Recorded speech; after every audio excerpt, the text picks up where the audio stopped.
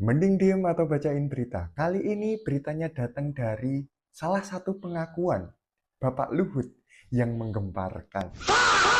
Ya betul, kemarin Pak Luhut sebagai ketua DEN dipanggil oleh tim MBG. Terus kemudian membuat preskon yang mengatakan bahwa MBG itu memang salah perencanaan dan kita semua salah. Dan headline berita kali ini adalah Luhut, perencanaan MBG kurang matang. Ini salah kita semua. Hoho. Kok tiba-tiba saya ikutan salah, Pak? Kenapa jadi kita semua yang salah nih? Halo, Pak Luhut.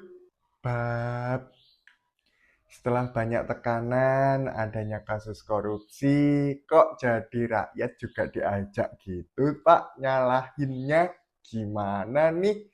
Terus berarti yang demo turun ke jalan mendukung MBG tuh salah juga dong. Zap, izin Pak, bukannya nggak mau disalahin, tapi kalau Bapak emang yang salah, jangan ngajak-ngajak dong. Gak bagus tahu ngajak-ngajak orang salah. Orang Anda yang dapat cuannya.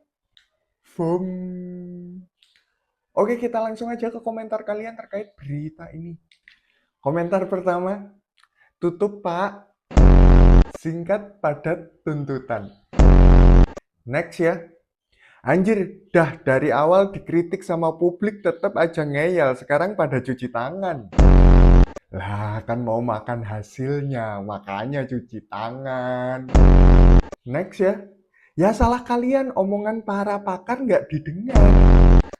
Lah kalau dengerin kan nggak dapet cuan. Next ya. Loh kok jadi salah saya? Ya mau gimana Pak Luhut bilangnya salah kita semua, kita ngikut aja nggak sih?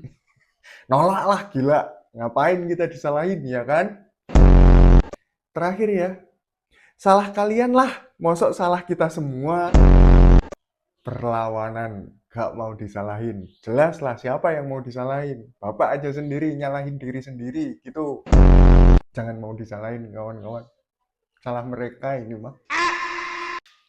Mending diem atau bacain berita. Kali ini beritanya datang dari seorang raja. Ya betul, Pak Joko Widodo. Loh kenapa kok raja? Ya kan kita sering nyebut dia Raja Jawa.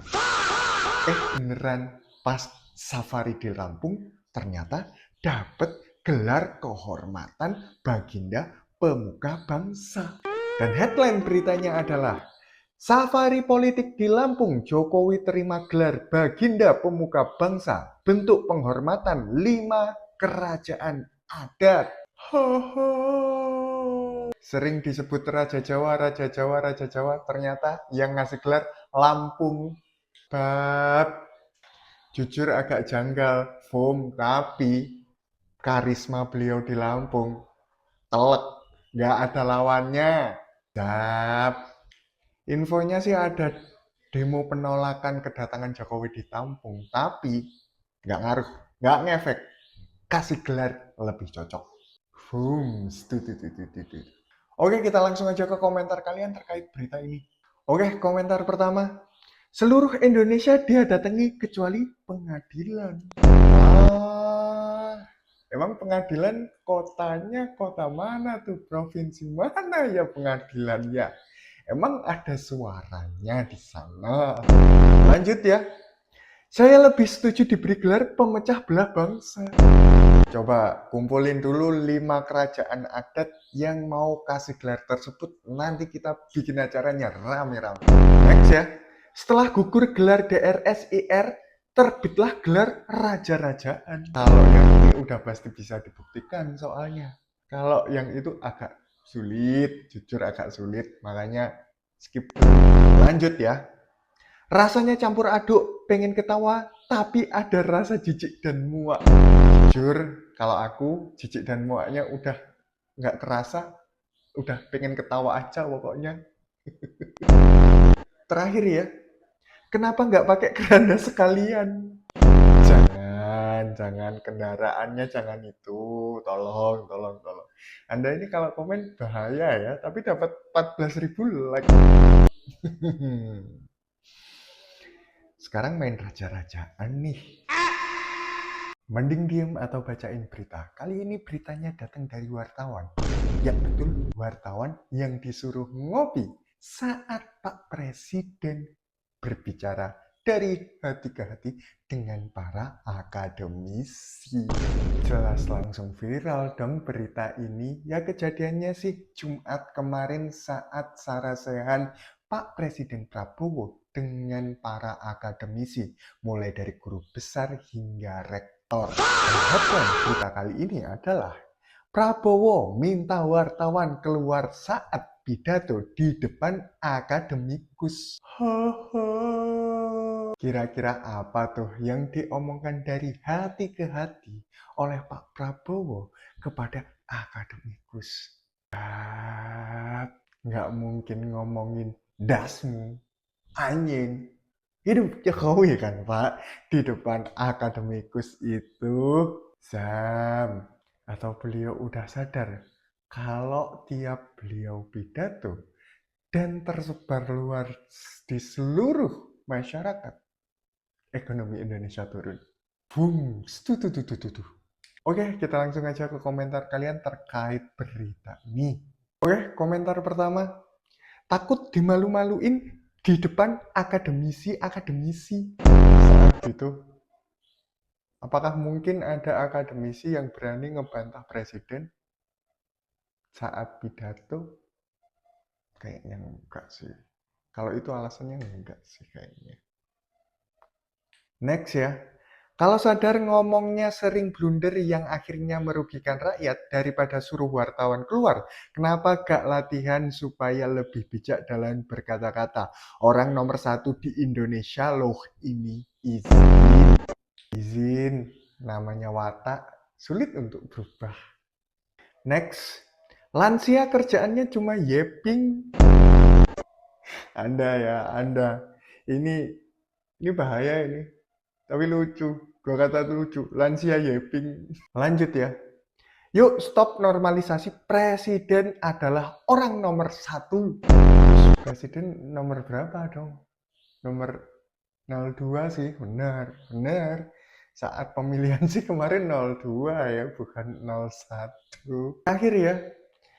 Ini Prabowo yang pelanggar HAM berat itu kan ya? Kenapa harus ditanyain sih ketika beliau sedang memohon ke wartawan untuk keluar sebentar biar nggak keliput aja. Ingat kawan-kawan, ini nggak ngusir kawan-kawan. Ini cuman nyuruh minum kopi biar gak denger.